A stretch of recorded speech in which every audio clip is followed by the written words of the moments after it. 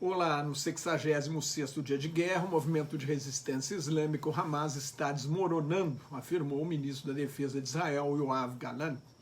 Vários milicianos estariam se rendendo por falta de comida e munição e os últimos redutos do Hamas estariam caindo. O ex-vice-primeiro-ministro e ex-ministro da Defesa Benny Gantz, membro do gabinete de guerra, pediu uma resposta mais dura aos ataques da milícia fundamentalista xiita Hezbollah, o Partido de Deus, ao norte de Israel. Yoav Gallant citou a queda de Jabalia e Shejaia, no norte da faixa de Gaza, como exemplos do iminente colapso do Hamas e previu que a próxima etapa da guerra para eliminar focos de resistência será de menor intensidade. Contradizendo o primeiro-ministro Benjamin Netanyahu, o ministro da Defesa disse que Israel não vai ocupar a faixa de Gaza permanentemente. Ele negou que os Estados Unidos tenham estabelecido um prazo limite para acabar com a guerra e avisou que a guerra será longa e que Israel vai conseguir persuadir os Estados Unidos a manter o apoio. A guerra chega ao fim quando seus objetivos forem atingidos, disse o ministro. O exército de Israel declarou que matou mais um comandante de batalhão do Hamas, que assumiu o controle da Praça Palestina, onde ficava o quartel-general do Hamas na cidade de Gaza, e que suas tropas lutam em 3 redutos do grupo terrorista, inclusive no sul da faixa de Gaza, onde os combates são mais intensos, para onde a operação terrestre de Israel avançou há 8 dias, depois de invadir o norte de Gaza. O ministro da Defesa mandou um recado diretamente ao líder do Hamas em Gaza, Yahya Sinwar, visto como o maior responsável pelo ataque terrorista de 7 de outubro, intimando-o a se render para não ser morto no campo de batalha. Ontem, o primeiro-ministro Netanyahu havia feito um apelo aos milicianos do Hamas para que se rendam, nos seguintes termos: não morram por Sinwar.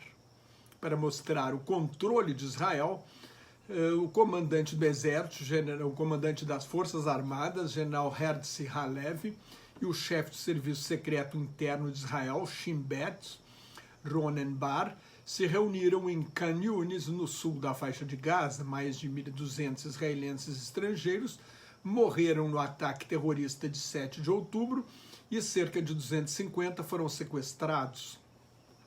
104 soldados de Israel morreram na invasão terrestre de Gaza. O total de palestinos mortos na guerra, na faixa de Gaza, chegou a 18.205, dos quais quase 8.000 eram menores de idade e cerca de 5.000 eram mulheres. Para comparar, na reconquista de Mossul, a maior cidade do norte do Iraque tomada pelo grupo terrorista Estado Islâmico, morreram 9.000 civis em 9 meses, e as forças que combatiam o Estado Islâmico foram responsáveis por 1/3 dessas mortes. Mais de 1.900.000 dos 2.300.000 habitantes de Gaza, 83% do total, fugiram de suas casas no que os palestinos já chamam de segunda Nakba.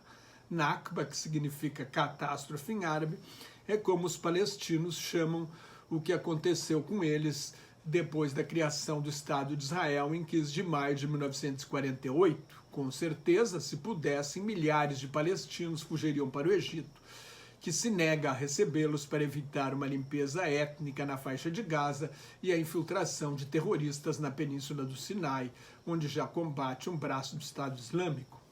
Na segunda frente da guerra, no norte de Israel e sul do Líbano, o ex-ministro Benny Gantz, membro do gabinete de guerra, como eu falei no início, afirmou que o elevado nível de agressão e o aumento dos ataques do Hezbollah, apoiado pelo Irã, exige que Israel remova esta ameaça. No início da guerra, o atual ministro da Defesa queria ir para cima do Hezbollah com força total, menos armas nucleares. O primeiro-ministro Benjamin Netanyahu foi contra para evitar uma guerra em 2 frentes. Desde então, uma guerra de baixa intensidade na fronteira norte, com a troca de foguetes, drones e ataques de artilharia. Israel também usa a força aérea, que o Hezbollah não tem.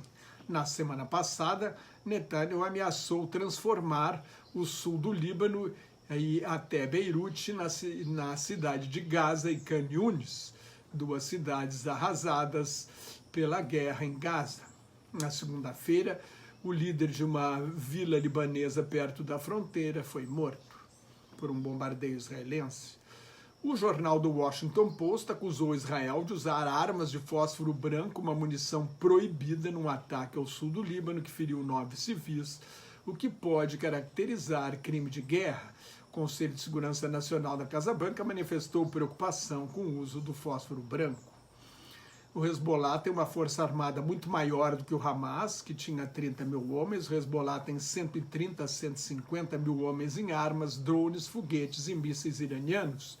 Seu líder, Sheikh Hassan Nasrallah, levou um mês para se manifestar, acusou Israel e o Ocidente, mas evitou até agora entrar numa guerra total contra Israel. Sinal, talvez, de que o Irã, que o criou, financia e arma, prefira guardar a milícia para sua própria defesa.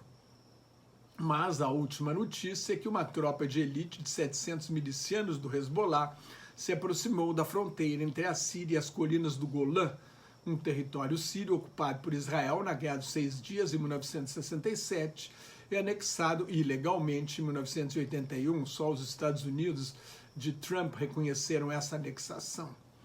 Mais 3 palestinos foram mortos na Cisjordânia ocupada, a terceira frente do conflito, elevando o número de palestinos mortos nesse território para pelo menos 265. No Mar Vermelho, um míssil disparado pelos Houthis, xiitas zaiditas apoiados pelo Irã na guerra civil do Iêmen, atingiu um petroleiro norueguês, o Strinda, que ia da Malásia para a Itália com matérias-primas para a indústria petroquímica. Ninguém foi ferido e o incêndio causado pela explosão foi controlado. Mas foi o primeiro ataque que realmente atingiu um navio, abrindo o risco de uma ampliação da guerra. A guerra de Israel tem pelo menos 4 frentes: faixa de Gaza, sul do Líbano, Síria e norte de Israel, que formam a segunda frente, Cisjordânia ocupada em Mar Vermelho, isso sem falar nos ataques das milícias apoiadas pelo Irã a bases militares dos Estados Unidos na Síria e no Iraque. Em todas as frentes, Israel e os Estados Unidos enfrentam milícias sustentadas pelo Irã. Isto leva a 2 conclusões. Primeira, esta é uma guerra indireta do Irã contra Israel e os Estados Unidos. Segunda, mesmo que no futuro Israel retome o processo de paz com a Organização para a Libertação da Palestina, que governa os territórios palestinos, aliás, as partes da Cisjordânia sob controle palestino, mesmo que haja uma paz, o Irã vai continuar sabotando, o Irã e suas milícias vai continuar sabotando a paz entre árabes e israelenses. É a ditadura teocrática dos ayatolás e da Guarda Revolucionária, que no ano passado matou mais de 500 pessoas que protestavam contra a morte de uma menina de 22 anos, Mahsa Amini, presa e torturada por usar o véu muçulmano de maneira que desagradou a polícia de costumes. É a mesma ditadura que condenou e mantém na cadeia a líder feminista e ativista dos direitos humanos Narges Mohammadi, ganhadora do Prêmio Nobel da Paz deste ano. Os filhos dela receberam o prêmio no dia 10 porque ela está presa. Israel vai abrir, ou já abriu a partir de hoje, 2 outros pontos na fronteira, em Kerem Shalom e Nitzana, para inspecionar os caminhões que levam ajuda humanitária a Gaza.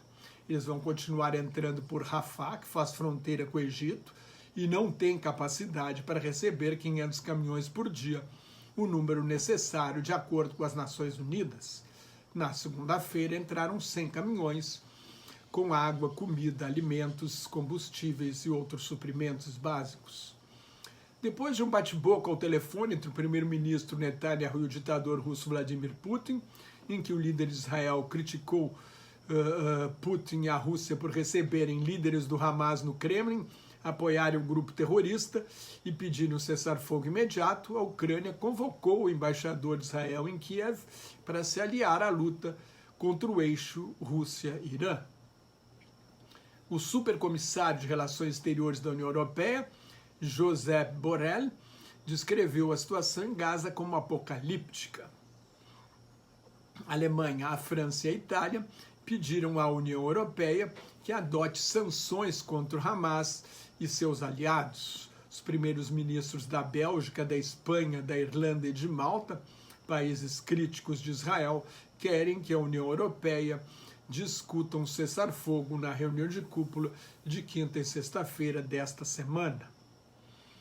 O Comitê de Ética da Olimpíada de 2024, em Paris, pediu a exclusão da ex-jogadora de basquete francesa Émilie Gomis da função de embaixadora olímpica depois que ela divulgou uma mensagem contra Israel nas redes sociais. A Dinamarca retomou a ajuda ao desenvolvimento dos territórios palestinos, que estava suspensa para evitar que o dinheiro pudesse ser desviado para a guerra. Nos Estados Unidos, cerca de 700 professores e associações de estudantes da Universidade de Harvard rejeitaram como políticas as pressões para a demissão da presidente da universidade, Claudine Gay. Ela participou de uma audiência na Câmara de Representantes dos Estados Unidos sobre o antissemitismo nas manifestações sobre a guerra, ao lado de duas outras presidentes de universidades. As três se negaram a dizer enfaticamente que convocações ao genocídio do povo judeu violam as regras de conduta de suas universidades. A presidente da Universidade Estadual da Pensilvânia, Elizabeth McGill, eu chamei outro dia por engano de Margaret McGill, peço desculpas, McGill pediu demissão, e pelo menos 52 pessoas foram presas quando faziam protestos contra Israel e a guerra, exigindo um cessar-fogo dentro do Senado dos Estados Unidos, em Washington. A Assembleia Geral da ONU vota hoje uma resolução pedindo um cessar-fogo humanitário imediato, mas as decisões da Assembleia Geral não são de cumprimento obrigatório, só as do Conselho de Segurança, onde os Estados Unidos vetaram resoluções pedindo um cessar-fogo. Se você gostou, assine meu canal no YouTube, leia o meu blog Globalização em Crise, me siga no Twitter, no Instagram, no Thread e no Facebook, onde colaboro com o Grupo Quarentena News. Muito obrigado pela sua atenção. Shalom, que é paz em hebraico. Salam aleikum, a paz esteja convosco em árabe. Até mais. Tchau.